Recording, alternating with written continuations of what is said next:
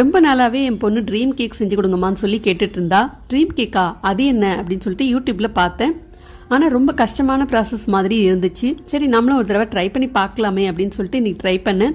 Cake ready பண்ணுறதுக்கு முன்னாடி cake டீனில் எண்ணெய் ஊற்றி நல்லா க்ரீஸ் பண்ணி எடுத்துக்கலாம். அடுத்தது ஒரு மிக்சிங் பவுலில் இந்த மாதிரி ஒரு வடிகட்டி வச்சுட்டு 1 கப் அளவுக்கு மைதா மாவு சேர்த்துக்கிறேன். கூடவே 1/2 கப் அளவுக்கு பவுடர் பண்ண சர்க்கரையும் சேர்த்து நல்லா சலிச்சிட்டு 1/4 கப் வாசனை இல்லாத எண்ணெய், 2 ஸ்பூன் அளவுக்கு cocoa powder, 1/2 spoon baking powder, 1/4 spoon baking soda சேர்த்துட்டு நல்லா எல்லாத்தையும் சலிச்சிக்கலாம்.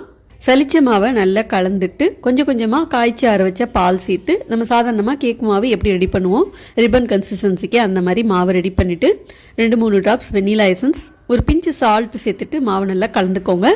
இப்போ கேக் டீனில் நம்ம ரெடி பண்ண கேக் மாவு ஊற்றிட்டு நல்லா 2-3 தடவை இந்த மாதிரி டேப் பண்ணிடுங்க. இப்போ அடிகனமான இந்த மாதிரி பாத்திரத்தை ஒன்று சூடு பண்ணிவிட்டு அதில் ஒரு ஸ்டாண்ட் ஒன்று வச்சுருக்கேன். நல்லா சூடானதுக்கப்புறம் கேக் பாத்திரத்தை உள்ளார வச்சு மூடி வச்சுருங்க.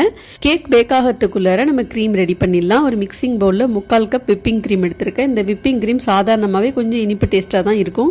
உங்களுக்கு இனிப்பு இன்னும் தேவைப்படுது அப்படின்னா கொஞ்சம் தேவையான அளவுக்கு பவுடர் பண்ண சக்கரை சேர்த்து நல்லா விஸ்க் வச்சு இந்த மாதிரி அடிச்சுக்கோங்க. பிளெண்டர் வச்சு மிக்ஸ் பண்ணும்போது க்ரீம் சீக்கிரமாகவே ரெடி ஆகிடும். ஆனால் இந்த மாதிரி விஸ்க் பயன்படுத்தும் போது கொஞ்சம் டைம் எடுக்கும். ஸோ நானும் என் பொண்ணும் மாற்றி நல்லா மிக்ஸ் பண்ணிகிட்டே இருந்தோம்.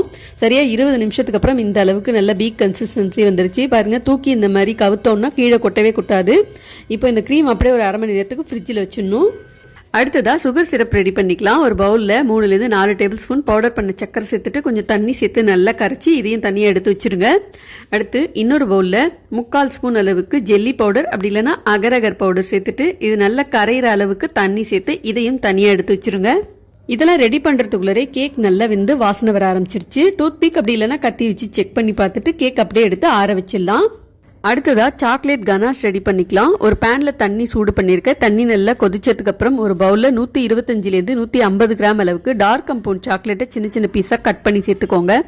இது கூடவே ஒரு 4 டேபிள் ஸ்பூன் அளவுக்கு விப்பிங் க்ரீம் சேர்த்து நல்லா கலந்துக்கோங்க. சாக்லேட் நல்லா கரையணும். நல்லா கரைஞ்சி இந்த அளவுக்கு வந்ததுக்கப்புறம் 2 ஸ்பூன் எண்ணெய் சேர்த்துட்டு நல்லா கலந்துக்கோங்க. வாசனை இல்லாத எண்ணெய், அப்படி இல்லைன்னா உருக்குன வெண்ணெய் சேர்த்து நல்லா கலந்துக்கோங்க. பார்க்கறதுக்கு நல்ல ஒரு ஷைனிங்காக இருக்கும். அதுக்காக தான் கனாஷில் இந்த மாதிரி சேர்க்கறது. இப்போ அடுத்ததான் நம்ம கேக்கை டீமோல்ட் பண்ணிடலாம். நம்ம சேனலில் அவன், முட்டை எதுவுமே பயன்படுத்தாமல் ரொம்ப சிம்பிளாக கேக் எப்படி செய்யலாம் அப்படிங்கிறது நிறைய ரெசிபிஸ் கொடுத்துருக்கேன். பிளேலிஸ்ட்லேயே கொடுக்குறேன், மறக்காமல் செக் பண்ணி பாருங்கள். கேக் டீமோல்ட் பண்ணிவிட்டு மேலே உள்ள லேயர் மட்டும் இந்த மாதிரி அழகாக கட் பண்ணி எடுத்துக்கோங்க. அப்போ தான் நமக்கு சுகர் சிரப் ஊற்றி நல்லா ஊற வைக்கிறதுக்கு ஈஸியாக இருக்கும். கேக்கில் உள்ள டாப் லேயரை கட் பண்ணி எடுத்துகிட்டு அதை தனியாக எடுத்து வச்சுருங்க. இப்போது சாக்லேட் கனாஷ் பண்ணியிருந்தோம் இல்லையா, அதில் ஊற வச்ச அகர் பவுடரையும் சேர்த்து நல்லா கலந்துக்கோங்க. நல்லா கலந்து விட்டு ரெடி பண்ண விப்பிங் க்ரீம் கூட சேர்த்து விஸ்க் வச்சு நல்லா கலந்துக்கோங்க. இப்போ நமக்கு க்ரீம் ரெடி ஆயிடுச்சு.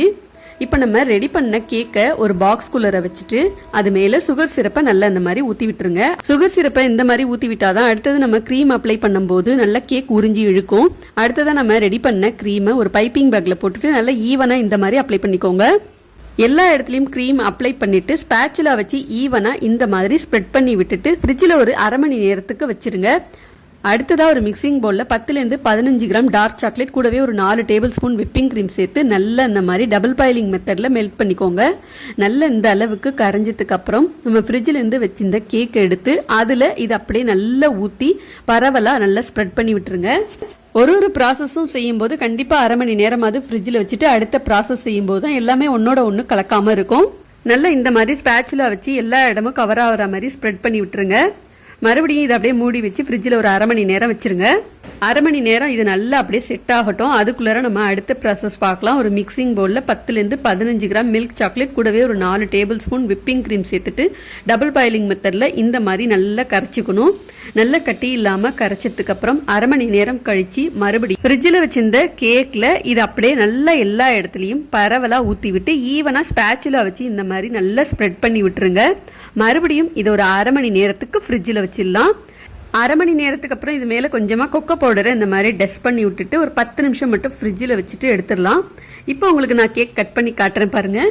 கேக் கட் பண்ணும்போது பார்த்தீங்கன்னா ஒவ்வொரு பீஸுமே நல்லா சாஃப்டாக ஜெல்லி மாதிரி சாப்பிட்றதுக்கு ரொம்ப டேஸ்ட்டாக இருந்தது. வாயில் போட்ட உடனே கரையிற அளவுக்கு அந்த மாதிரி ஒரு டேஸ்ட்டாக இருந்துச்சு.